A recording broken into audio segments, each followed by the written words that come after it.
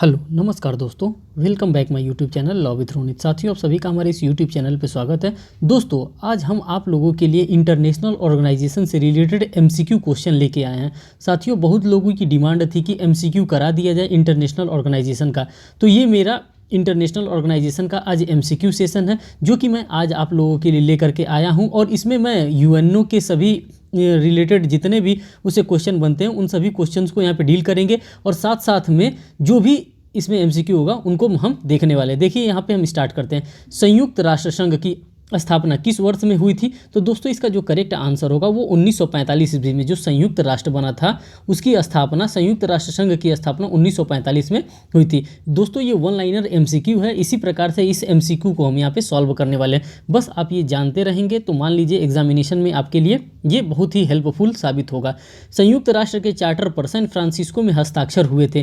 किस तारीख को हुए थे? तो ये 26 जून 1945 को इसमें हस्ताक्षर हुए थे। ठीक, और इसमें जब इनिशियली दोस्तों हस्ताक्षर हुआ था तो इसमें टोटल 50 देश थे, प्लस साथ में एक देश और इसमें जोड़ दिया गया, जो कि जो 51 टोटल 51 देश हो गए। और जो ये एक देश जुड़ा था 50 के साथ वो पोलैंड था। ये पोलैंड तब टोटल 51 लोगों के द्वारा यहाँ पे साइन किया गया था। ठीक, ये जो था वो मैंने आपको बता दिया। नेक्स्ट देखिए, संयुक्त राष्ट्र संघ के मूल सदस्यों की संख्या क्या थी? तो दोस्तों, जो मूल सदस्यों की संख्या थी, अभी मैं बता रहा था ना 50 था, परंतु एक साथ में तुरंत एक और जुड़ गया जिसका नाम पोलैंड था। एक और जुड़ के ये 51 हो गया। तो अब आप यहाँ पे जो आंसर मार्क करेंगे कि संयुक्त राष्ट्र संघ के मूल सदस्यों की संख्या कितनी थी इनिशियल स्टेज में, तो 51 थी। इसमें 50 आपको नहीं मारना है। जो आप एग्जामिनेशन में जो मार्क करेंगे आंसर, उसको 51 ही मार्क करेंगे। अब देखते हैं यूएनओ की वर्ष 1945 में स्थापना किए जाने के उपलक्ष्य में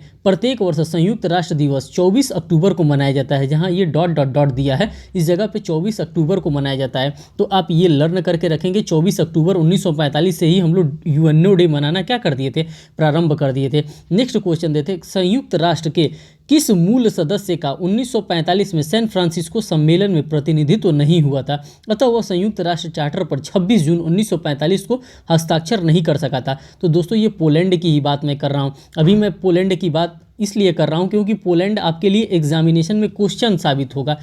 पहले जब ये 50 देश एक साथ बैठे थे प्लस 1 इज इक्वल टू 51 हो गए थे। अब ये 51 कैसे हुए थे? जब ये पोलैंड जुड़ गया था तब जाकर के 51 हुए थे। वही चीज़ कह रहा है कि ये उस समय शामिल नहीं था, लेकिन बाद में इसको शामिल कर लिया गया और इसको ओरिजिनली मेंबर मान लिया गया पोलैंड को। तब कभी भी एग्जामिनेशन में आता है कितने टोटल मेंबर थे यूएनओ में, तो दोस्तों 51 मेंबर थे, जिसमें पोलैंड भी शामिल हैं। नेक्स्ट देखिए, किस दिन भारत संयुक्त राष्ट्र का सदस्य बना था? तो दोस्तों, इसको लेकर के बड़ा उहापोह है कि किस दिन भारत उसका सदस्य बना था। तो ये 30 अक्टूबर 1945 को ही आप एग्जामिनेशन में अगर आता है ऑप्शन 30 अक्टूबर 1945, तो आप यही आंसर मार्क करेंगे, क्योंकि यही आंसर ज़्यादा अप्रोप्रिएट आंसर माना जाता है कि इसी दिन को भारत जो है वो संयुक्त राष्ट्र का सदस्य बना था। ठीक, नेक्स्ट देखिए, संयुक्त राष्ट्र मीन्स की यूनाइटेड नेशन ऑर्गेनाइजेशन की घोषणा हेतु कौन फ्रांसिस्को सम्मेलन किस वर्ष हुआ था? तो ये 1945 में ही ये सैन फ्रांसिस्को में एक सम्मेलन रखा गया था और उसी सम्मेलन में ये बैठक हुआ था और सभी सारी चीज़ों के बारे में यहाँ पे डिसीजन लिया गया था यूनाइटेड नेशन ऑर्गेनाइजेशन में। दोस्तों, ये यूनाइटेड नेशन ऑर्गेनाइजेशन का गठन किस लिए हुआ था, कब हुआ था? तो देखिए, यहाँ पे हमारे देश में 2 वर्ल्ड वार हुए थे। देश में मीन्स कि विश्व में 2 वर्ल्ड वार हुए थे। विश्व में पहला जो वर्ल्ड वार हुआ था वो 1914 से लेकर के 1918 तक ये वर्ल्ड वार चला था, जिसको हम लोग फर्स्ट वर्ल्ड वार के नाम से जानते हैं। तो ठीक है, इसी वर्ल्ड वार को ख़त्म करने के लिए लीग ऑफ नेशन की शुरुआत किया गया था। मीन्स कि 1914 से जो लेकर के 1918 के बीच में जो वर्ल्ड वार चला था, इसको समाप्त करने के लिए लीग ऑफ नेशन लाया गया। ठीक, लेकिन लीग ऑफ नेशन लाने के बावजूद भी कोई फ़ायदा नहीं हुआ। फिर हमारे वर्ल्ड में सेकेंड वर्ल्ड वार होना स्टार्ट हो गया। और सेकेंड वर्ल्ड वार कब से स्टार्ट हुआ? 1939 से लेकर के मीन्स कि 1939 से लेकर के 1945 तक ये सेकेंड वर्ल्ड वार चला था। तो सेकेंड वर्ल्ड वार के बाद लोगों को हुआ कि भाई ये तो वर्ल्ड वार ऐसे ही चलता रहेगा। अभी फर्स्ट हुआ, सेकेंड हुआ, क्या पता अभी थर्ड वर्ल्ड वार भी हो जाएगा इसके बाद। तो इसी को ख़त्म करने के लिए अप्रैल 1945 में, ये डेट भी याद रखिएगा जो मंथ मैं बता रहा हूँ, अप्रैल 1945 में अमेरिका में 50 देशों की बैठक होती है। कहाँ पे दोस्तों? तो अमेरिका में 50 देशों की बैठक होती है। अमेरिका एक देश का नाम है। अमेरिका में 50 देशों की बैठक होती है। जब 50 देश बैठक होते हैं तो ये कब बैठक करते हैं? जब सेकेंड वर्ल्ड वार समाप्त हो गया, तो सेकेंड वर्ल्ड वार के समाप्ति पे ये 50 देशों के द्वारा बैठक किया जाता है। जब 50 देश बैठते हैं तो 50 और साथ में एक और देश जुड़ जाता है जिसको हम लोग पोलैंड के नाम से जानते हैं, जो अभी पोलैंड ऊपर आंसर आया था। तो टोटल 51 देशों के द्वारा एक सहमति बनाई जाती है और एक चार्टर प्रिपेयर किया जाता है। और उसी चार्टर को यहाँ पे प्रिपेयर करके किस तारीख को? 26 जून, जो चार्टर बनाता है 26 जून 1945 को ये चार्टर प्रिपेयर किया गया। और इसी चार्टर को यहाँ पे यूएनओ के चार्टर के नाम से इसको जाना गया। और तभी से 24 अक्टूबर को यूएनओ ने अपना काम काज शुरू करना स्टार्ट कर दिया था। मीन्स कि ये 26 जून 1945 को ये बना था और उसके बाद से 24 अक्टूबर 1945 से ही यूएनओ डे हम लोगों ने मनाना शुरू कर दिया। तो यही 1945 का डेट है दोस्तों। आप इस तरह से लर्न करके रख सकते हैं। अगर आपको लगता है कि यूएनओ का टॉपिक आपको पढ़ना चाहिए तो आप हमारे भी इसी यूट्यूब चैनल पर जा करके प्ले लिस्ट में देख सकते हैं। यूएनओ के मैंने पूरे टॉपिक को डील किया है। इसमें जितने इसके अंग हैं, इसके 6 मेन ऑर्गन हैं यूएनओ के, उन 6 अंगों को मैंने डील किया है। फिर कौन कौन से लैंग्वेजेस में यूनाइटेड नेशन ऑर्गेनाइजेशन में काम होता है, उन सभी लैंग्वेजेस के बारे में मैंने डील किया है। फिर सिक्योरिटी काउंसिल कौन सा काम करता है, जनरल असेंबली कौन सा काम करता है, किसके हेडक्वार्टर कहाँ पे है, आईसीजी में कितने मेंबर होते हैं, इन सभी चीज़ों के बारे में मैंने डिटेल में एनालिसिस किया है। आप चाहें तो उसको देख सकते हैं। अब इसको नेक्स्ट देखते हैं। सही उत्तर बताइए। सैन फ्रांसिस्को में 1945 में संयुक्त राष्ट्र चार्टर पर कितने राज्यों ने हस्ताक्षर किए थे? तो दोस्तों यहाँ से आप देख सकते हैं 51 राज्यों के द्वारा हस्ताक्षर किया गया था। इसी प्रकार के क्वेश्चन आपके एग्जामिनेशन में आएंगे अगर यहाँ से इस प्रकार के क्वेश्चन आते हैं यूएनओ स्वतः। नेक्स्ट क्वेश्चन देखिए। चार्टर के अनुच्छेद 1 के अंतर्गत लिखे गए संयुक्त राष्ट्र के प्रयोजन में से एक है। क्या इस एक के लिखा गया है? राष्ट्रों के बीच मैत्रीपूर्ण संबंध को विकास करना। मीन्स कि जो भी हमारे देश में, हमारे चार्टर में जो लोग भी विश्वास कर रहे हैं वो हमारे चार्टर में शामिल हो। और जैसे ही चार्टर में हमारे शामिल होंगे हम क्या करेंगे? एक देश दूसरे देश का हेल्प करेंगे। हेल्पिंग नेचर का इनका देश है दोस्तों। यूएनओ का अगर आप झंडा देखते हैं तो इस प्रकार से होता है। एक इधर से ऑलिव की डालियाँ निकली रहती है, एक इधर से ऑलिव की डालियाँ निकली रहती है, और ऊपर एक बीच में एक वो बना रहता है, गोला बना रहता है, और इस तरह से प्लस का साइन होता है और पूरा वर्ल्ड का नक्शा होता है। इसके बीच में पूरा वर्ल्ड का नक्शा होता है। इस तरह गोला रहता है और पूरे वर्ल्ड का नक्शा रहता है। दोस्तों ये जो झंडा इन लोगों ने फाइनलाइज किया था, ये झंडा ये इस प्रकार से जो डंडा निकला है और इस प्रकार से जो ये टहनी निकली है, ये ओलिव OLIVE, ये ओलिव की टहनियाँ होती हैं। ये टहनी की बात कर रहा है और ये कह रहे हैं कि हमारा चार्टर जो है ये खुला हुआ है। जो हमारे चार्टर में विश्वास करता है, मीन्स कि यूनाइटेड नेशन ऑर्गेनाइजेशन का ये चार्टर जो बना था, ये जो चार्टर में विश्वास करता है वो देश आकर के अपनी सहभागिता हमसे प्राप्त कर सकता है। और उसी के लिए लिखा है, ये यहाँ पे जो आंसर मार्क कर रहे हैं, राष्ट्रों के बीच मैत्रीपूर्ण संबंध को विकास करने के लिए ही ये लोग क्या करते हैं? अपना रास्ता खोले रखते हैं। जो भी इनके चार्टर में विश्वास करता है वो जा करके यूएनओ में शामिल हो सकता है। जो राष्ट्र चाहता है कि हम यहाँ पे यूएनओ में शामिल हो तो वो राष्ट्र शामिल हो सकता है, लेकिन इनके शर्तों के साथ ही शामिल होना पड़ेगा। राष्ट्रों के बीच मैत्रीपूर्ण संबंध आपको बना करके ही रखना पड़ेगा, तभी आप यूएनओ में शामिल होंगे, वरना नहीं शामिल होंगे। दोस्तों ये था आपको समझाने के लिए, मैंने थोड़ा सा वहाँ पे टाइम ले लिया। देखिए नेक्स्ट, संयुक्त राष्ट्र चार्टर के अनुच्छेद 1 में यथाशोधित संयुक्त राष्ट्र के उद्देश्यों में से एक है। क्या क्या उद्देश्य दिया है? सामाजिक या सांस्कृतिक स्वरूप की अंतर्राष्ट्रीय समस्याओं को हल करने के लिए, अंतर्राष्ट्रीय सहयोग प्राप्त करने के लिए, ये सभी बातों को अनुच्छेद 1 में बताया। दोस्तों इसको मैं थोड़ा सा टाइम लेकर के आपको एक्सप्लेन कर देता हूँ इन इंग्लिश में। दोस्तों जो यूएन चार्टर प्रिपेयर्ड हुआ था, इस यूएन चार्टर में जो आर्टिकल नंबर 1 की हम बात करते हैं, आर्टिकल जो इसमें यूएन चार्टर का आर्टिकल नंबर 1 में यहाँ पे कहा जाता है, फर्स्ट बात जो कहा जा रहा है, maintain international peace and security. आपको मेंटेन करना पड़ेगा क्या? International peace and security. अगर आप यूएन में शामिल होना चाहते हैं तो आपको ये चीज़ करना पड़ेगा। सेकेंड पॉइंट इसमें कह रहा है, to developed friendly relation among the nation based on respect for the principle of equal right and self determination of people. अगर इस भावना से आप साथ आना चाहते हैं तो आप यूएन में आ सकते हैं कि आप एक दूसरे के प्रिंसिपल्स को, आप एक दूसरे के सेल्फ डिटर्मिनेशन को आप क्या करेंगे? सम्मान देंगे। तीसरी बात यहाँ पे कह रहा है कि अगर आप आर्टिकल 1 में ये कहा जा रहा है, किसके आर्टिकल 1 में? तो यूएन चार्टर के आर्टिकल 1 में ये बात कहा जा रहा है। तीसरी बात कह रहा है, to achieve international cooperation in solving international problem. और इसमें क्या किया जाएगा, अगर किसी भी प्रकार की समस्या आती है तो हम उस समस्याओं को भी क्या करेंगे, सॉल्व करने का, प्रॉब्लम जो प्रॉब्लम अराइज हो रही है उस प्रॉब्लम को सॉल्व करने का भी फुलफिल कोशिश किया जाएगा। जो चौथी बात है, यूएन चार्टर के द्वारा कहा जा रहा है to be a centre for harmonising the action of nation in the attainment of this common ends. Means कि भाईचारे से साथ, आपसी समझौते के साथ इसमें हम लोग क्या करेंगे, एक दूसरे के ब्रदरहुड के तरह से हम लोग काम करेंगे। तो ये दोस्तों ये आर्टिकल 1 में इस प्रकार की ये इनके द्वारा बात की गई है। दोस्तों यहीं पे आर्टिकल नंबर 2 को भी हम थोड़ा सा एलिब्रेट करना चाहेंगे, क्योंकि ये आर्टिकल नंबर जो 2 मैं बात कर रहा हूँ ये भी यूएन चार्टर का ही है। जो भी इसमें मैं बात करूँगा ये कॉन्स्टिट्यूशन ऑफ इंडिया का नहीं है, सभी के सभी यूएन चार्टर की बात कर रहे हैं। तो जो यूएन चार्टर के जो आर्टिकल नंबर 2 में बताया गया है, यहाँ पे पहली बात बताया जा रहा है सॉवरेनिटी होनी चाहिए और इक्वालिटी होनी चाहिए ऑल द स्टेट्स में। जितने भी कंट्री होते हैं उनके बीच में सभी प्रकार के सॉवरेनिटी और इक्वालिटी का होना आवश्यक होता है। दूसरी बात दोस्तों, इस प्रकार के क्वेश्चन आपसे reason and assertion based question में पूछे जाते हैं, इसीलिए मैं ये इस पर फोकस्ड कर रहा हूँ कि इस प्रकार के अगर पॉइंट आप जानते रहेंगे जो मैं बता रहा हूं तो आप एग्जामिनेशन में अच्छा कर लेंगे अगर रीजन और असर्शन बेस्ड क्वेश्चन आता है। सेकंड इसमें दे रहा है fulfilment of obligation in good faith assumed by the members state. Third बता रहा है इसमें amicable settlement of international disputes के बारे में बता रहा है। फोर्थ में बता रहा है providing assistance to UN accordance with the present charter के बारे में बता रहा है।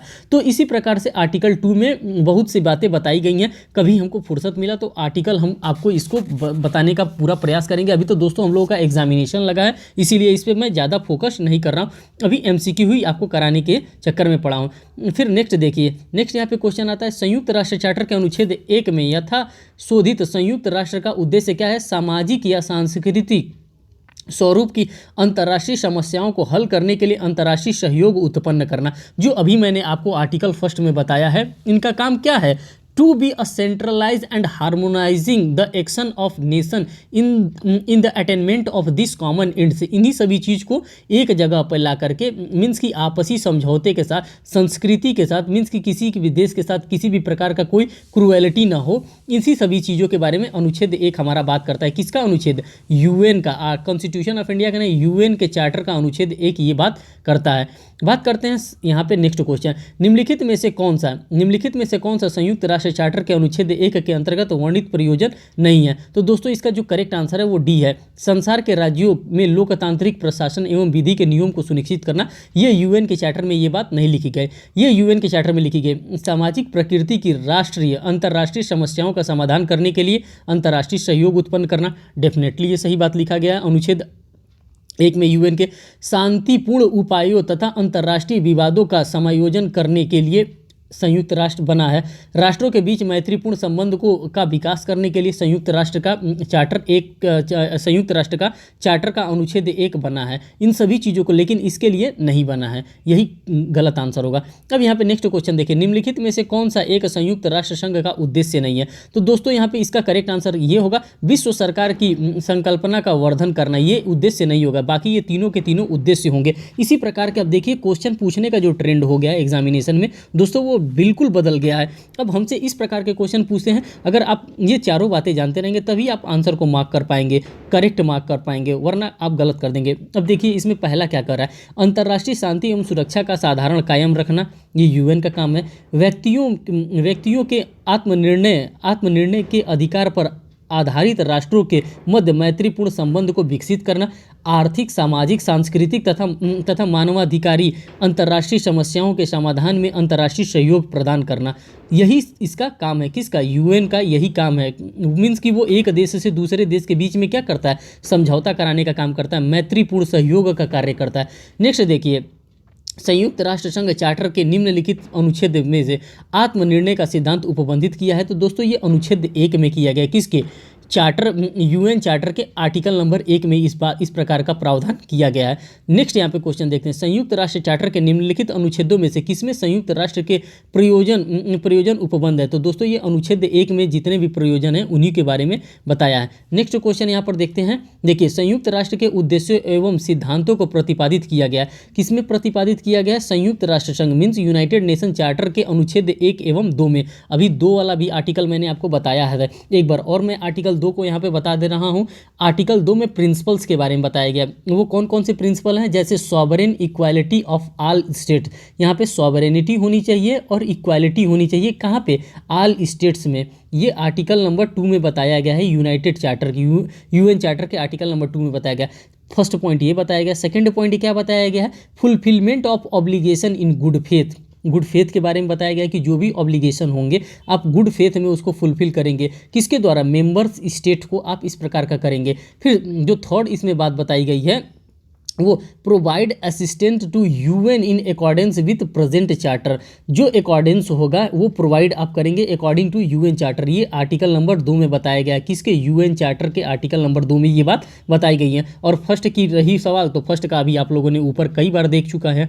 नेक्स्ट देखिए, संयुक्त राष्ट्र संघ में कितने प्रमुख अंग होते हैं, तो दोस्तों इसको आंसर 6 मार्क करना है, क्योंकि इसमें 6 सदस्य होते हैं। 6 सदस्य नहीं, 6 इसमें मेन इसके ऑर्गन्स होते हैं दोस्तों। जिसमें पहला होता है जनरल असेंबली, जिसको हम लोग हिंदी में महासभा कहते हैं। सेकंड जो हमारे पास होता है दोस्तों, उसको हम लोग यूनाइटेड नेशन सिक्योरिटी काउंसिल कहते हैं, जिसको कि सुरक्षा परिषद का नाम भी दिया जाता है। तीसरा जो होता है हमारा सेक्रेटरीट होता है, जिसको हम लोग सचिवालय के नाम से भी जानते हैं दोस्तों। जो चौथा हमारे पास अंग होता है उसको आईसीजे कहते हैं, इंटरनेशनल कोर्ट ऑफ जस्टिस के नाम से जानते हैं। जो दोस्तों पांचवा इसका अंग होता है उसको इकोसॉक के नाम से हम लोग जानते हैं, इकोनॉमिक सोशल काउंसिल के नाम से उसको हम लोग जानते हैं। और जो 6 इसका अंग है उसको हम ट्रस्टीशिप काउंसिल मीन्स की न्यायशीता परिषद के नाम से हम उसको जानते हैं। तो इस प्रकार से आपके पास 6 अंग हो गए, किसके, यूएनओ के, यूनाइटेड नेशन ऑर्गेनाइजेशन के टोटल मेन 6 अंग हैं। ये आपको ध्यान में रखना पड़ेगा कि हाँ ये 6 ठो अंग है। और इसके साथ साथ दोस्तों मैं आपको एक और जानकारी दे रहा हूँ, यहाँ पे 6 लैंग्वेजेस भी हैं। इनके पास मान्यता प्राप्त 6 लैंग्वेजेस हैं। कौन कौन से, ACEFR और S, ये 6 लैंग्वेजेस हैं। ए का मतलब होता है अरेबिक लैंग्वेज की बात कर रहा है, सी का मतलब चाइनीज़ लैंग्वेज की बात कर रहा है, ई का मतलब इंग्लिश लैंग्वेज की बात कर रहा है, एफ का मतलब फ्रेंच लैंग्वेज की बात कर रहा है, आर का मतलब रसिया लैंग्वेज की बात कर रहा है, रसियन लैंग्वेज, और यस का मतलब स्पेनिश लैंग्वेज। ये यूएनओ के मान्यता प्राप्त 6 भाषाएं हैं। लेकिन दोस्तों मेनली जो काम होता है वो ई और एफ वाले में होता है, मीन्स कि इंग्लिश में और फ्रेंच में यहाँ पे काम होता है ओरिजिनली। ज़्यादातर सबसे ज़्यादा अगर 100% काम होता है तो 90% काम इसी 2 लैंग्वेजेस में यूएनओ में किया जाता है। तो ये मान्यता प्राप्त लैंग्वेजेस हैं, कहाँ पे, यूएनओ के अंतर्गत इन्हीं लैंग्वेजेस में काम होता है। तो ये जानकारी आपको होनी चाहिए, जो कि एग्जामिनेशन पॉइंट ऑफ व्यू से आपके लिए इंपॉर्टेंट है। अगर आपको लगता है कि इसके बारे में और भी डिटेल आपको जानकारी चाहिए तो आप हमारे चैनल पे विजिट करें, वहाँ पे यूएनओ के टॉपिक को मैंने डिटेल में एनालिसिस किया है, वहाँ से आपको ये सारी बातों को और भी गहराई से समझ में आ जाएगा। फिर यहाँ पे नेक्स्ट क्वेश्चन देखिए, निम्नलिखित में से कौन संयुक्त राष्ट्र का मुख्य अंग नहीं है, तो मानवाधिकार आयोग इसका मुख्य अंग नहीं है। अभी न्यायशीता परिषद के बारे में मैंने बताया है, ये इसका मुख्य अंग है। आर्थिक एवं सामाजिक परिषद इसका मुख्य अंग है, और अंतर्राष्ट्रीय न्यायालय इंटरनेशनल कोर्ट ऑफ जस्टिस इसका मुख्य अंग है। इसी प्रकार से दोस्तों आपको क्वेश्चन पूछेगा और फंसाने का 100% प्रयास करेगा। नेक्स्ट क्वेश्चन देखिए, निम्नलिखित संयुक्त राष्ट्र का अंग नहीं है, तो देखिए अंतर्राष्ट्रीय श्रम संगठन भी इसका मुख्य अंग नहीं है, सचिवालय सेक्रेटरीट इसका मुख्य अंग है, न्यायशीता परिषद इसका मुख्य अंग है, और आर्थिक एवं सामाजिक परिषद दोस्तों इसका मुख्य अंग है। तो मैं आपको यही रिकमेंडेशन करूंगा कि आपको वो वीडियो जरूर वॉच करना चाहिए, क्योंकि उसको वॉच कर लेंगे तो आपका यूएनओ से रिलेटेड क्वेश्चन गलत नहीं होगा। क्योंकि जैसे मैंने पढ़ा है, जैसे मैंने बताया है उसमें, उसी तरह से मेरे को रट गया है। अब यूएनओ से मेरे को कहीं से कोई घुमा के क्वेश्चन पूछे, मैं गलत नहीं करूँगा, ये बात तो मैं गारंटी के साथ कर रहा हूँ। कथन ए को देखिए, अंतर्राष्ट्रीय शांति तथा सुरक्षा बनाए रखना सुरक्षा परिषद का प्रथम कार्य है। क्या कार्य है, यहाँ पे रीजन और असर्शन बेस्ड क्वेश्चन दे रहा है। अंतर्राष्ट्रीय शांति तथा सुरक्षा बनाए रखना परिषद का प्रथम कार्य है। कारण यहाँ पे दे रहा है, संयुक्त राष्ट्र के सदस्यों को आत्मरक्षा का अंतर्निहित अधिकार नहीं है। दोस्तों इसका जो करेक्ट आंसर होगा ए सही होगा, परंतु आर गलत होगा। ए इसलिए सही होगा क्योंकि अंतर्राष्ट्रीय शांति तथा सुरक्षा बनाए रखने के लिए परिषद का प्रथम कार्य है, यही इसका काम है कि अंतर्राष्ट्रीय शांति और सुरक्षा। इसीलिए मैंने पहले ही आपको बताया था कि हमारे वर्ल्ड में 2 वर्ल्ड वार हुए थे, एक फर्स्ट वर्ल्ड वार हुआ था, एक सेकेंड वर्ल्ड वार हुआ था। इन्हीं वर्ल्ड वार को समाप्त करने के लिए, इन्हीं वर्ल्ड वार को खत्म करने के लिए कि थर्ड वर्ल्ड वार ना हो, इसीलिए क्या किया गया था, हमारे सैन फ्रांसिस्को में एक बैठक आयोजन किया गया था और 51 देशों के द्वारा ये बैठक में भाग लिया गया था। किसके लिए, कि थर्ड वर्ल्ड वार कमिट ना हो। तो यही यहाँ पे जो इसका रीजन ए वाला है ये तो करेक्ट है, लेकिन इसका आर वाला रॉन्ग है। ठीक, क्वेश्चन नंबर नेक्स्ट देखते हैं, संयुक्त राष्ट्र संघ के चार्टर में किस पैरा में यह प्रावधान किया गया है कि संगठन यह सुनिश्चित करेगा कि जो राज्य संयुक्त राष्ट्र संघ सदस्य नहीं है वे जहां तक अंतर्राष्ट्रीय शांति और सुरक्षा को बनाए रखने के लिए आवश्यक हो इन सिद्धांतों के अनुसार कार्य करेंगे। तो दोस्तों ये अनुच्छेद 2 के पैरा 6 में ये बातें कही गई हैं। अब जो यूएन चार्टर अच्छे से पढ़ा होगा उसको ये समझ में आता होगा कि अनुच्छेद 2 के पैरा 6 में क्या बात कही गई है।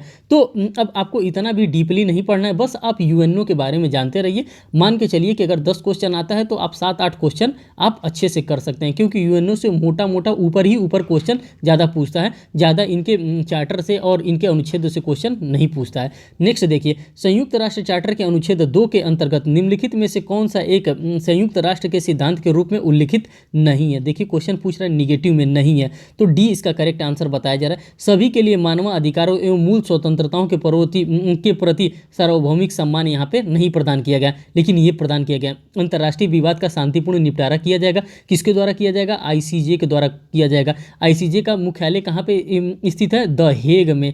जो इसका हेडक्वार्टर है इंटरनेशनल कोर्ट ऑफ जस्टिस का दोस्तों, वो यूएनओ का कहाँ पे स्थित है? द हेग नामक शहर में इसका मुख्यालय जो है वो स्थित है। अब नेक्स्ट देखिए बी वाले में, राज्यों के आवश्यक रूप से आंतरिक अधिकारिता के मामले में हस्तक्षेप न करना, ये भी इसकी विशेषता है। नेक्स्ट देखिए, संयुक्त राष्ट्र के सभी सदस्यों की संप्रभुता समानता होनी चाहिए, मीन्स कि सभी एक दूसरे के समान होने चाहिए। ये नहीं कि अमेरिका ज़्यादा पैसा दे रहा है तो अमेरिका के पास ज़्यादा पावर होगा और इंडिया कम पैसा दे रहा है तो इंडिया के पास कम पावर होगा। इन सभी चीज़ों के बारे में मैंने डिटेल में एनालिसिस किया है कि कौन कितना पैसा देता है, किसकी पावर वहाँ पे सबसे ज़्यादा है। 5 देश जो होते हैं जिनके पास वीटो लगाने की शक्ति है वो कितने पावरफुल हैं, इन सभी चीज़ों के बारे में एनालिसिस किया गया। नेक्स्ट क्वेश्चन देखिए, संयुक्त राष्ट्र संघ का आधार है। संयुक्त राष्ट्र संघ का दोस्तों क्या आधार है? संप्रभु और समानता इसका मुख्य आधार है। ये भी नहीं है। सभी लोगों के आर्थिक एवं सामाजिक उन्नति बिल्कुल नहीं है। सभी लोगों के सांस्कृतिक, आर्थिक और सामाजिक उन्नति बिल्कुल नहीं है। उपयुक्त में से कोई नहीं है, हो ही नहीं सकता। ये वाला आपका करेक्ट आंसर यहाँ पे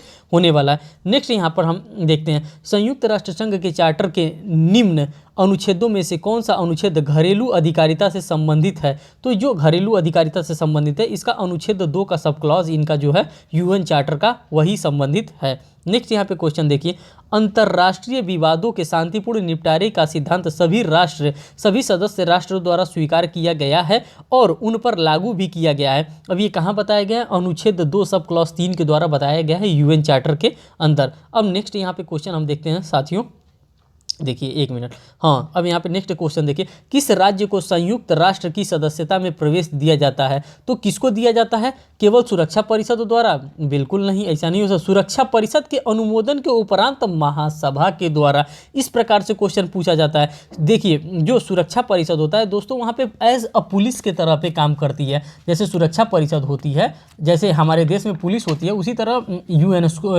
यूनाइटेड नेशंस ऑर्गेनाइजेशन में यहाँ पे सुरक्षा परिषद जो होता है वो पुलिस की तरह से काम करता है। दोस्तों इस जो सुरक्षा परिषद होता है इसमें टोटल 15 मेंबर होते हैं। सुरक्षा परिषद में टोटल 15 मेंबर के देश होते हैं। 15 देशों के मेंबर इसमें शामिल होते हैं, जिसमें 5 अस्थाई मेंबर होते हैं।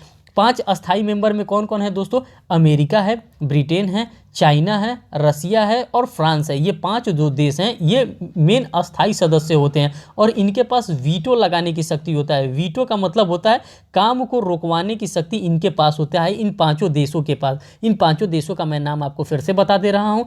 अमेरिका है, ब्रिटेन है, चाइना है, रसिया है और फ्रांस है। ये 5 देश। और जो 10 देश होते हैं वो अस्थाई देश होते हैं। जैसे 193 सदस्य इसमें है ना, शामिल हैं।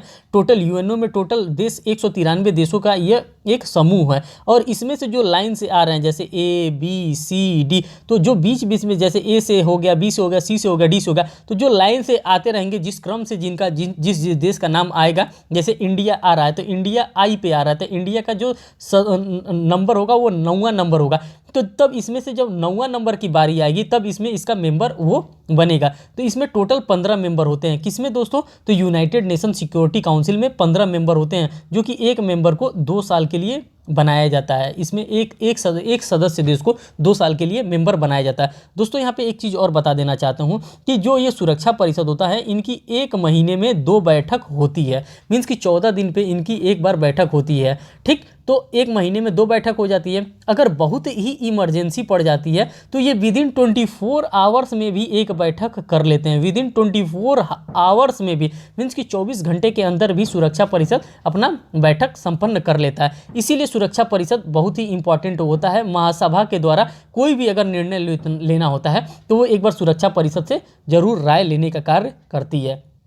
तो यहाँ पे जो भी एक्सप्लेनेशन होना चाहिए उन सभी एक्सप्लेनेशन को मैं आपके साथ डील करते हुए चल रहा हूँ, जिससे कि आपको ये ना लगे कि सिर्फ मैं एमसीक्यू सॉल्व कर रहा हूँ। नहीं दोस्तों, इसके साथ मैं एक्सप्लेनेशन भी देता जा रहा हूँ जो कि रिटन नहीं है, मैं ओरली ही मेरे को लर्न है, इसीलिए मैं आपको ये एक्सप्लेनेशन दे रहा हूँ, जिससे कि आपको और भी कमांड इसमें डेवलप्ड होता रहे। देखिए नेक्स्ट क्वेश्चन, संयुक्त राष्ट्र के निम्नलिखित अंगों में से किसको संयुक्त राष्ट्र के एक सदस्य को निलंबित अथवा निष्कासित करने की शक्ति है? तो देखिए दोस्तों, फिर से यहीं पे सुरक्षा परिषद की संस्तुति पर महासभा के द्वारा, क्योंकि सुरक्षा परिषद इसका बहुत ही इंपॉर्टेंट अंग होता है। ये पुलिस की तरह से काम करता है। जैसे हमारे देश में पुलिस है, इसी प्रकार से सुरक्षा परिषद के लिए यूनाइटेड नेशन ऑर्गेनाइजेशन में इनका पुलिस की तरह से सिक्योरिटी काउंसिल काम करता है। यहाँ पर देखिए, निम्नलिखित कथनों पर विचार कीजिए। अब निम्नलिखित कथनों पर विचार कीजिए। कथनों में क्या लिखा है? पहला कथन क्या है?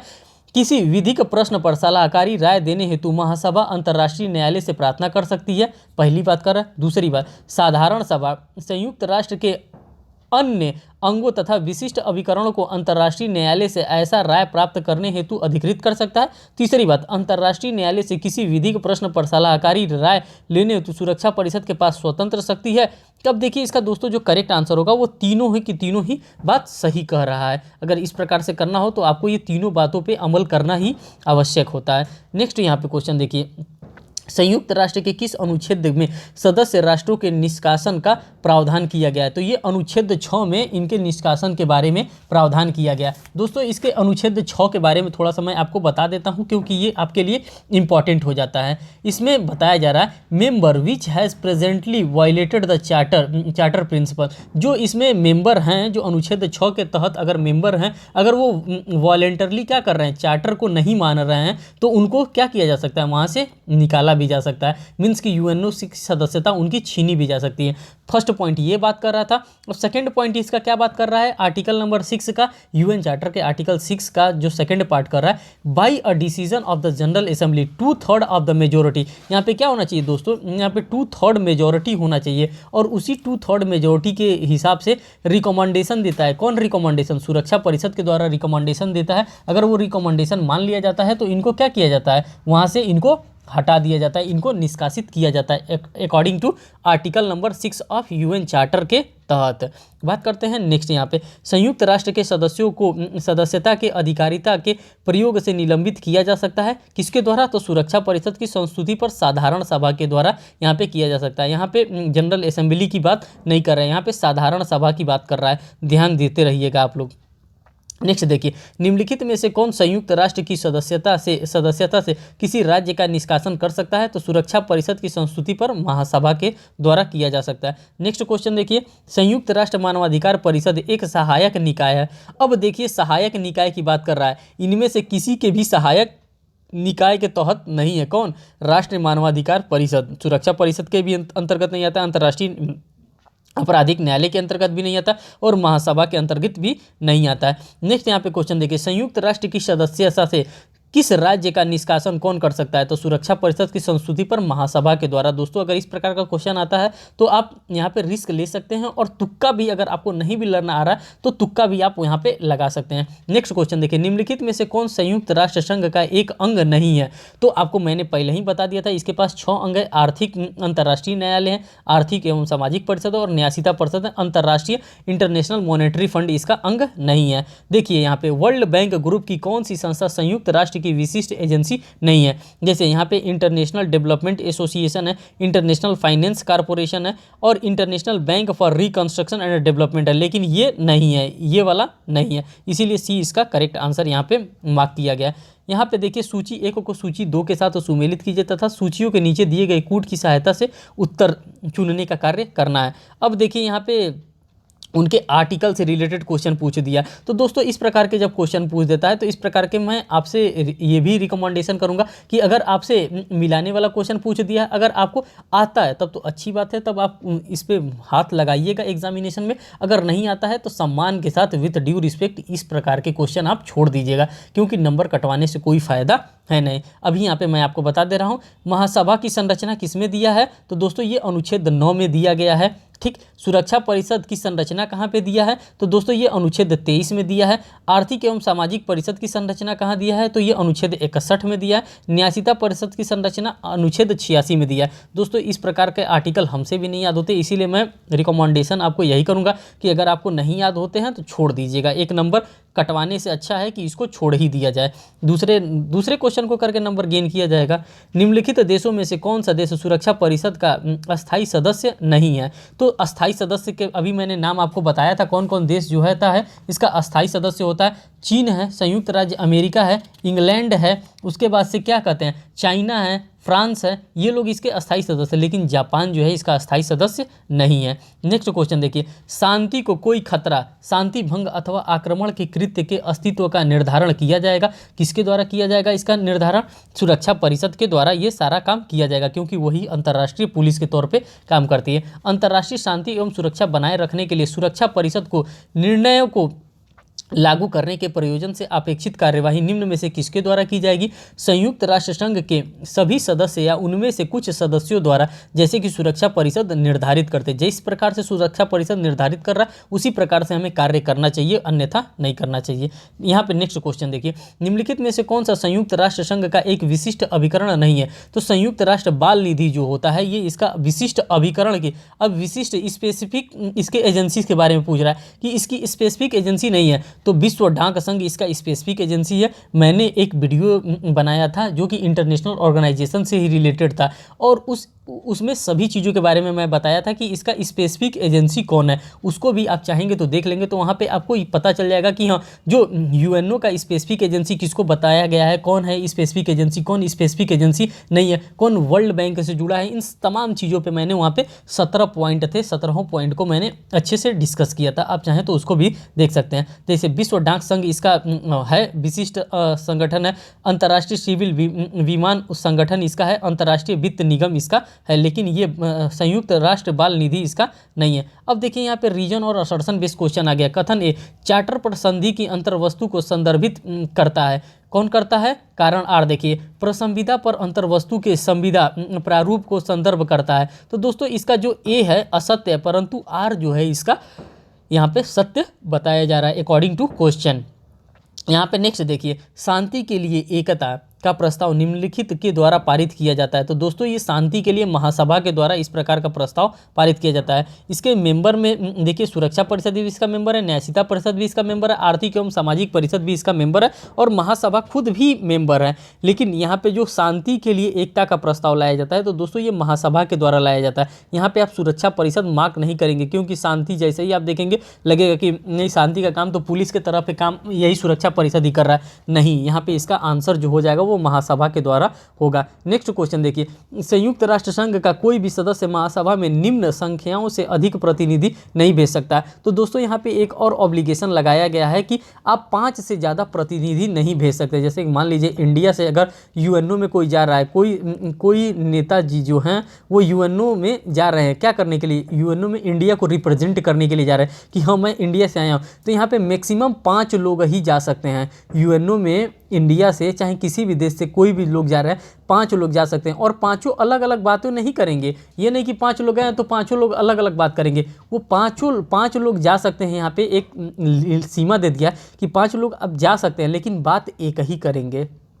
एक ही व्यक्ति नहीं बात करेगा, मीन्स कि एक ही बात करेंगे। जैसे कि राम जाता है तो 5 लोग यही कहेंगे कि हाँ राम जाता है, राम जाता है, राम जाता है, इस प्रकार की ये अलग अलग बातें नहीं करेंगे। ये यहाँ पे एक इम्पॉर्टेंट चीज़ है जो कि आपको जानना बहुत ही इंपॉर्टेंट होता है। देखिए यहाँ पे नेक्स्ट देखिए, सुरक्षा परिषद के प्रत्येक सदस्य के होंगे 5 प्रतिनिधि होंगे, ठीक। नेक्स्ट यहाँ पर देखिए, निम्नलिखित में से आजा हाँ, निम्नलिखित में से कौन सा कथन सही है? तब इसमें से कौन सा कथन सही है? सुरक्षा परिषद के संकल्प अंतर्राष्ट्रीय विधि के स्रोत होते हैं। जो सुरक्षा परिषद के संकल्प होते हैं वो अंतर्राष्ट्रीय विधि के ही सोर्स माने जाते हैं। नेक्स्ट क्वेश्चन यहाँ पर देखिए, महत्वपूर्ण आवश्यक मामलों में महासभा किसी प्रकार निर्णय करती है। उपस्थित और मतदान में भाग लेने वाले सदस्यों की 2/3 बहुमत से। कभी भी यहाँ पे जो निर्णय लेते हैं, अगर कोई आपात स्थिति बन जाती है तो 2/3 के बहुमत से यहाँ पे क्या किया जाता है? निर्णय लेने का कार्य किया जाता है। यहाँ पे नेक्स्ट क्वेश्चन देखिए, संयुक्त राष्ट्र के बजट का अनुमोदन किया जाता है। दोस्तों यहाँ पे क्या किया जाता है? जब महासभा की बैठक होती है, जब यूएनओ की बैठक होती है जिसमें 193 देश शामिल होते हैं, तो यहाँ पे बैठ के ये लोग क्या करते हैं? ये लोग हंसी मजाक खेल कूद तो बात करते नहीं होंगे। ये लोग क्या करते हैं? ये लोग मुद्दों पर डिस्कस करते हैं। जैसे यहाँ पे बजट पारित करने का काम किया जाता है, एक दूसरे के ग्रोथ के बारे में, यहाँ पे विकास करने के बारे में बात किया जा रहा है। दूसरा देश दूसरे देश पे अगर किसी भी प्रकार का आक्रमण करना चाहता है तो उन सब चीज़ को, मुद्दा को शांत करने के लिए यहाँ पे बात किया जाता है। जैसे पाकिस्तान का भी मुद्दा कई बार यूएनओ में गया है कि मीन्स कि पाकिस्तान चाहता है कि कश्मीर भारत को कश्मीर जो है वो पाकिस्तान में चला जाए, तो इसका मुद्दा कश्मीर बार बार यूएनओ में इस चीज़ के मुद्दे को लेकर के गया। लेकिन भारत का स्टैंड था कि भाई भारत का ही कश्मीर एक हिस्सा है, अभिन्न अंग है उसका, उसको नहीं दिया जा सकता। तो इस प्रकार के इसी तरह मुद्दे जाते हैं, तो वहाँ पे मुद्दे को क्या किया जाता है? सॉल्व कराने की कोशिश किया जा रहा है। तो ये किसके द्वारा हो रहा है? तो ये महासभा के द्वारा हो रहा है। आपको पता होना चाहिए कि इस समय जो अध्यक्ष हैं वो एंटोनियो गुटेरेस जी हैं। कहाँ पे? यूएनओ की जो हेड हैं वो एंटोनियो गुटेरेस जी हैं। जब कभी कभार आप टीवी पे देखे होंगे, मोदी जी भी गए थे यूएनओ में, भी हाल ही में गए थे, तो उसमें उन्होंने देखा होगा आप लोगों ने। निम्नलिखित में से संयुक्त राष्ट्र संघ का कौन सा अंग वैधानिक कार्यों को संपादित करता है? तो ये महासभा के द्वारा इस प्रकार का कार्य किया जाता है। नेक्स्ट क्वेश्चन देखिए, संयुक्त राष्ट्र के निम्नलिखित अंगों में से कौन सा अंग विधायी कृत्य करता है? तो विधायिका के तरफ, जैसे हमारे यहाँ संसद काम करती है उसी तरह यहाँ पे महासभा के द्वारा कार्य किया जाता है। नेक्स्ट क्वेश्चन देखिए दोस्तों, यहाँ पे क्या दे रहा है? नेक्स्ट क्वेश्चन में आवश्यक मामलों में महासभा में निर्णय लिए जाते हैं। कैसे निर्णय लिए जाते हैं? उपस्थित और मतदान में भाग लेने वाले सदस्यों के 2/3 के बहुमत के द्वारा यहाँ पे निर्णय लिया जाता है। नेक्स्ट क्वेश्चन देखिए, किस तिथि को संयुक्त राष्ट्र महासभा ने पहली बार सर्वसम्मति से वैश्विक आतंकवाद विरोध रणनीति के लिए एक संकल्प व संलग्न कार्य योजना अंगीकृत किया था? तो ये 8 सितंबर 2006 को इस प्रकार का निर्णय लिया गया था। नेक्स्ट यहाँ पे क्वेश्चन देखिए, अंतर्राष्ट्रीय विधि के प्रगतिशील विकास को प्रोत्साहित करना निम्नलिखित में से किसका कार्य है? तो ये दोस्तों महासभा का कार्य है। महासभा इस प्रकार का कार्य करती है। संयुक्त राष्ट्र चार्टर के अनुसार अंतर्राष्ट्रीय न्यायालय ने निम्नलिखित में से कौन सलाहकारी मत मांग सकता है? सलाहकारी मत कौन मांग सकता है? सुरक्षा परिषद भी मांग सकता है, महासभा भी मांग सकता है, संयुक्त राष्ट्र के अन्य अंग तथा उसकी विशिष्ट एजेंसियां जिन्हें महासभा ने विधिवत प्राधिकृत किया है। उपरोक्त सभी की बात यहाँ पे की जा रही है। नेक्स्ट क्वेश्चन यहाँ पर देखिए, शांति निर्माण आयोग पीबीसी का विचार किसका था? तो कोफी अन्नान जी का ये विचार दिया गया था। इन्हीं के द्वारा ये विचार दिया गया था। अब देखिए, यूनेस्को का मुख्यालय कहाँ पे स्थित है? तो दोस्तों पेरिस में यूनेस्को का मुख्यालय स्थित है। इंटरनेशनल ऑर्गेनाइजेशन में कहाँ कहाँ किसका किसका मुख्यालय, इन सभी पे मैंने वीडियो क्रिएट करके रखा है, हमारे प्लेलिस्ट में है, आप चाहें तो वहाँ पे देख लेंगे। सभी चीज़ों के मुख्यालय के बारे में मैंने बताया है कि किसका किसका कहाँ पे मुख्यालय, किसका जिनेवा में मुख्यालय, किसका न्यूयॉर्क में है, किसका लंदन में, किसका पेरिस में, किसका स्विट्जरलैंड में, सबके मुख्यालय के बारे में बता के रखा है। किसी विधिक प्रश्न पर अंतर्राष्ट्रीय न्यायालय से परामर्शकारी विचार देने का अनुरोध कौन कर सकता है? संयुक्त राष्ट्र संघ की महासभा के द्वारा इस प्रकार का विचार मांगा जा सकता है। नेक्स्ट यहाँ पर देखिए, संयुक्त राष्ट्र चार्टर के किस अनुच्छेद में निम्नलिखित प्रावधान है? संयुक्त राष्ट्र के सदस्य वर्तमान चार्टर के अनुच्छेद के अनुसार सुरक्षा परिषद के विनिश्चयों को स्वीकार करने तथा उनका पालन करने के लिए सहमत हुए हैं। तो ये अनुच्छेद 25 के अकॉर्डिंग यहाँ पे बात कर रहा है। नेक्स्ट यहाँ पे क्वेश्चन देखिए, प्रक्रिया के मामलों में सुरक्षा परिषद किस प्रकार का निर्णय करती है? तो दोस्तों यहाँ पे जो निर्णय करती है 9 सदस्य के सकारात्मक मतों के द्वारा इस प्रकार का यहाँ पे निर्णय लिया जाता है। कहाँ पे? सुरक्षा परिषद में। नेक्स्ट यहाँ पे दोस्तों क्वेश्चन देखते हैं, देखिए क्या दे रहा है नेक्स्ट क्वेश्चन। इस तथ्य के होते हुए भी कि वीटो संयुक्त राष्ट्र के सभी सदस्यों की संप्रभु समानता के सिद्धांत से असंगत है, वीटो सुरक्षा परिषद के अस्थायी सदस्यों में निहित किया गया है। अभी मैंने वीटो के बारे में बताया गया है, अभी मेरे द्वारा बताया गया। वीटो का मतलब होता है दोस्तों, ये काम को रुकवाने की शक्ति होती है। और ये किसके पास है? बेसिकली 5 देशों के पास है। वो 5 देश कौन है? अमेरिका है, ब्रिटेन है, चाइना है, रसिया है और फ्रांस है। इसी 5 देशों के पास क्या होता है? वीटो की पावर होती है। ठीक, और इनके पास वीटो की पावर होने की वजह से अगर ये किसी भी काम को अगर एक देश भी अगर मना कर दे रहा है कि नहीं ये काम नहीं होना चाहिए तो वो काम नहीं होगा। ठीक, तो इसमें यही बात कह रहा है। तो इसका जो करेक्ट आंसर बताया जा रहा है वो बी बताया जा रहा है, जिससे अंतर्राष्ट्रीय शांति एवं सुरक्षा बनाए रखी जा सकती है। मीन्स कि ये पांचों देश के पास वीटो पावर है और यही 5 देश पूरे वर्ल्ड को रेगुलेट कर रहे हैं। एक तरह से देखा जाए तो एक देश को पूरे वर्ल्ड को यही लोग चला रहे हैं। नेक्स्ट यहाँ पर देखिए, नेक्स्ट यहाँ पे बात कर रहा है निम्नलिखित राज्यों में से कौन सा सुरक्षा परिषद में वीटो का अधिकार नहीं रखता है। तो जापान जो है ये वीटो का अधिकार नहीं रखता है, फ्रांस रखता है, चीन रखता है, संयुक्त राज्य अमेरिका के द्वारा रखा जाता है। कथन ए और कारण बी को देखिए, रीजन और असर्शन बेस, अंतर्राष्ट्रीय शांति और सुरक्षा बनाए रखना सुरक्षा परिषद का प्रथम कार्य है, डेफिनेटली। बी देखिए, संयुक्त राष्ट्र के सदस्यों को आत्मरक्षा का अंतर्निहित अधिकार नहीं है। ए सही है परंतु आर जो है हमारा वो गलत है। नेक्स्ट यहाँ पे क्वेश्चन देखते हैं, संयुक्त राष्ट्र संघ का एक गैर सदस्य अंतर्राष्ट्रीय न्यायालय की स्टैच्यू की सदस्यता प्राप्त कर सकता है। तो दोस्तों इसका करेक्ट आंसर सी होगा, संयुक्त परिषद की सिफारिश पर महासभा द्वारा लाई गई शर्तों के अनुरूप ही इस प्रकार का कार्य किया जा सकता है, अन्यथा नहीं। नेक्स्ट क्वेश्चन देखिए, संयुक्त राष्ट्र चार्टर में उपबंधित आत्मरक्षा का अधिकार निम्नलिखित में से किसके निर्णयों के अधीन है। तो दोस्तों ये सुरक्षा परिषद के निर्णयों के अधीन होता है। नेक्स्ट देखिए, निम्नलिखित में से अंतर्राष्ट्रीय शांति और सुरक्षा बनाए रखने का प्राथमिक उत्तरदायित्व किसका है। तो ये सुरक्षा परिषद का ही दायित्व होता है, क्योंकि सुरक्षा परिषद एज अ पुलिस वहाँ पे वर्क करती है। नेक्स्ट देखिए, संयुक्त राष्ट्र चार्टर का अनुच्छेद जिसके अंतर्गत तो सुरक्षा परिषद किसी राज्य के विरुद्ध सशस्त्र बल का प्रयोग कर सकती है। तो दोस्तों ये अनुच्छेद 42 के अंतर्गत बताया गया है कि अगर सुरक्षा परिषद को लग रहा है कि यहाँ पे क्योस ज़्यादा फैल जा रहा है तो वो किसी दूसरे देश पे भी जा करके वो इस प्रकार का वो अपने पुलिस का तंत्र का इस्तेमाल कर सकती है। सुरक्षा परिषद संयुक्त राष्ट्र चार्टर के किस अनुच्छेद के अंतर्गत किसी राज्य के विरुद्ध बल प्रयोग कर सकती है। तो ये अनुच्छेद 42 के तहत ही वो अपना बल प्रयोग कर सकती है। कौन कर सकती है? सुरक्षा परिषद के द्वारा इस प्रकार का बल का प्रयोग किया जा सकता है। नेक्स्ट यहाँ पे क्वेश्चन देखिए, संयुक्त राष्ट्र संघ के चार्टर के किस अनुच्छेद के अंतर्गत राष्ट्रों को एकल एवं सामूहिक आत्मरक्षा के अधिकार को मान्यता दिया गया। तो ये अनुच्छेद 51 के तहत इस प्रकार का मान्यता दिया गया है। नेक्स्ट देखिए, अंतर्राष्ट्रीय शांति एवं सुरक्षा के क्षेत्र में संयुक्त राष्ट्र महासभा की शक्तियां सिद्धांततः सुरक्षा परिषद की शक्तियों से गौण माना जाता है, मीन्स की मुख्य शक्तियां माना जाता है। यहाँ पे नेक्स्ट देखिए, संयुक्त राष्ट्र के किस मुख्य अंग की सदस्य संख्या संयुक्त राष्ट्र चार्टर में संशोधन करके 2 बार बढ़ाई गई है। तो आर्थिक एवं सामाजिक परिषद के सदस्यों की संख्या के बारे में यहाँ पे बताया जा रहा है। यहाँ पे नेक्स्ट देखिए, आर्थिक और सामाजिक परिषद के सदस्य 3 सालों के लिए निर्वाचित किए जाते हैं। कितने सदस्य प्रत्येक वर्ष निर्वाचित किए जाते हैं? तो 1/3 प्रत्येक वर्ष यहाँ पे सदस्यों का निर्वाचन किया जाता है। नेक्स्ट देखिए, संयुक्त राष्ट्र के निम्नलिखित अंगों में से किसने औपचारिक रूप से अपना संचालन निलंबन कर दिया है? तो न्यायशीता परिषद, जो दोस्तों ट्रस्टीशिप काउंसिल है, इसी को निलंबन किया गया। आर्थिक एवं सामाजिक परिषद चल रहा है, सचिवालय चल रहा है, महासभा चल रहा है। जो 6वां अंग है न्यायशीता परिषद, इसी को थोड़ा सा इनऑपरेटिव कर दिया गया। यहाँ पर नेक्स्ट देखिए, संयुक्त राष्ट्र संघ की न्यायशीता परिषद के बारे में प्रावधान किया गया। कहाँ पे किया गया? चार्टर के अनुच्छेद 13 के अध्याय 13 के अंतर्गत इस प्रकार का प्रावधान किया गया है। नेक्स्ट देखिए, संयुक्त राष्ट्र के किस प्रमुख अंग के पास करने को कोई कार्य नहीं है, अतः वह कार्यरत नहीं है। तो न्यायशीता परिषद कार्यरत इस समय नहीं है। आर्थिक एवं सामाजिक परिषद कार्यरत है, सचिवालय है, न्याय का अंतर्राष्ट्रीय न्यायालय कार्यरत है। अब देखिए, अंतर्राष्ट्रीय न्यायालय के न्यायाधीश महासभा और सुरक्षा परिषद के द्वारा निर्वाचित किए जाते हैं। जो यहाँ पे न्यायाधीश भी निर्वाचित किए जाते हैं, तो आप लर्न करके रखिएगा, महासभा के द्वारा और सुरक्षा परिषद के निर्वाचन के द्वारा ही निर्वाचन किए जाते हैं। यहाँ पे जो जजेस की अपॉइंटमेंट होती है। अंतर्राष्ट्रीय न्यायालय के सदस्य न्यायाधीशों के रूप में निर्वाचन के लिए व्यक्तियों का नाम निर्दिष्ट किया जाता है। मध्यस्थता के अस्थायी न्यायालयों के राष्ट्रीय समूहों के द्वारा इस प्रकार का किया जाता है। यही इसका करेक्ट आंसर होगा। नेक्स्ट यहाँ पे हम क्वेश्चन देखते हैं।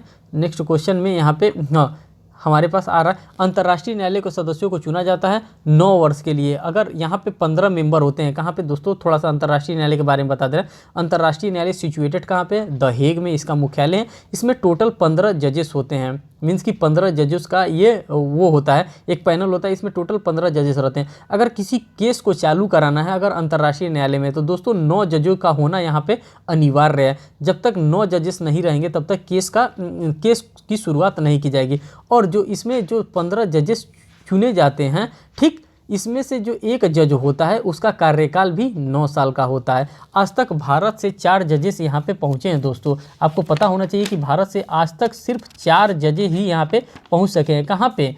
तो जो आईसीजे है, आईसीजे में 4 जज पहुंचे हैं। पहले जज कौन थे, तो मैं इन लोगों का नाम भी बता दे रहा हूं आपसे, मान लीजिए कहीं पूछ दिया, सर BN राव पहले जज इसमें पहुंचे थे। ठीक, तो ये एक बार, पहली बार सर BN राव पहुंचे थे, दूसरी बार नगेंद्र सिंह पहुंचे थे। जो नगेंद्र सिंह पहुंचे थे, ये जो 15 जो जजेस होते हैं, इसमें एक होता है अध्यक्ष और एक होता है उपाध्यक्ष।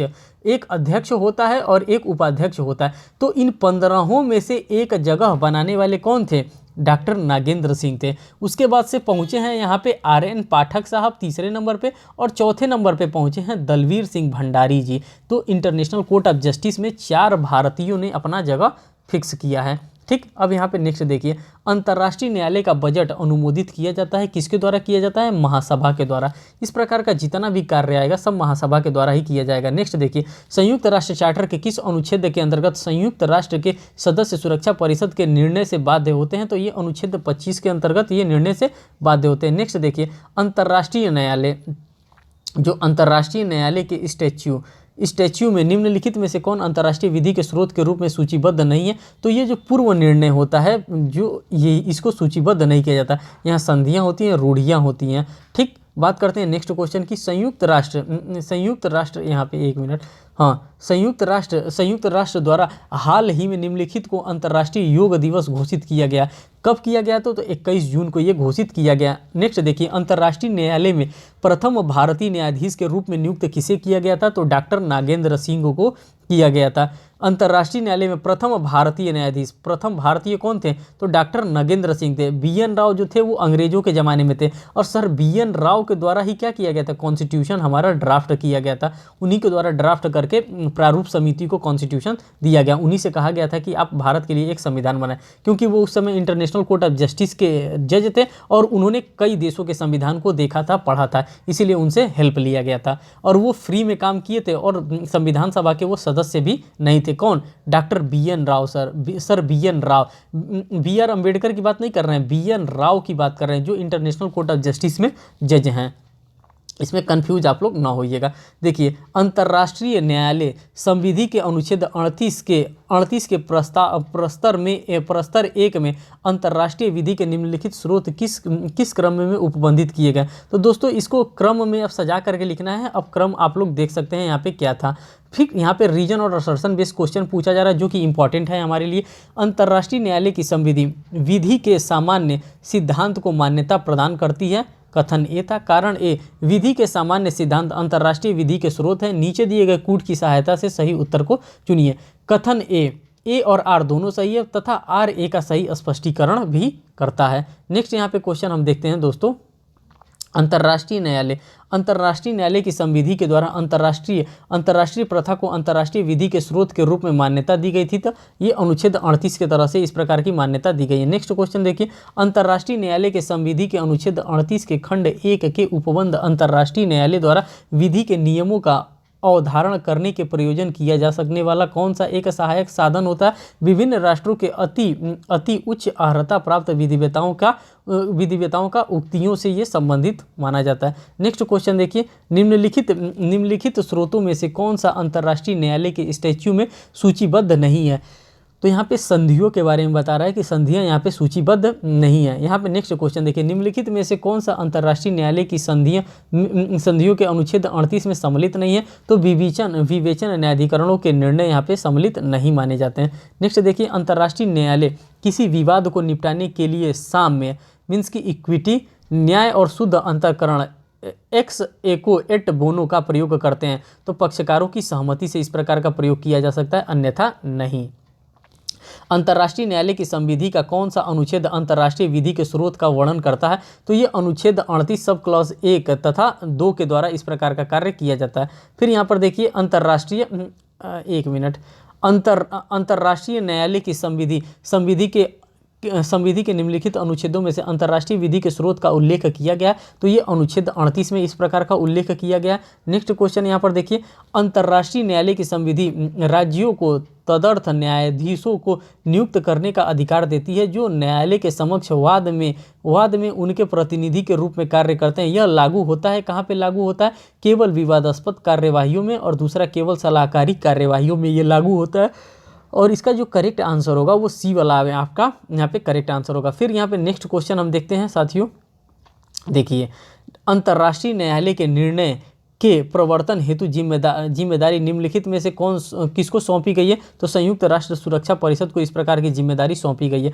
नेक्स्ट क्वेश्चन यहाँ पर देखिए, विवाद का एक पक्षकार जो रूढ़ी का दावा कर रहा है उसे ही उसे साबित करना होगा। अंतर्राष्ट्रीय न्यायालय ने ऐसे अभिनिर्धारित किया गया है। किसके द्वारा किया गया? नॉर्थ सी कॉन्टिनेंटल शेल्फ केस में इस प्रकार का धारणा किया गया। केस लॉ से भी क्वेश्चन पूछे जाते हैं जो इंटरनेशनल ऑर्गेनाइजेशन से होते हैं।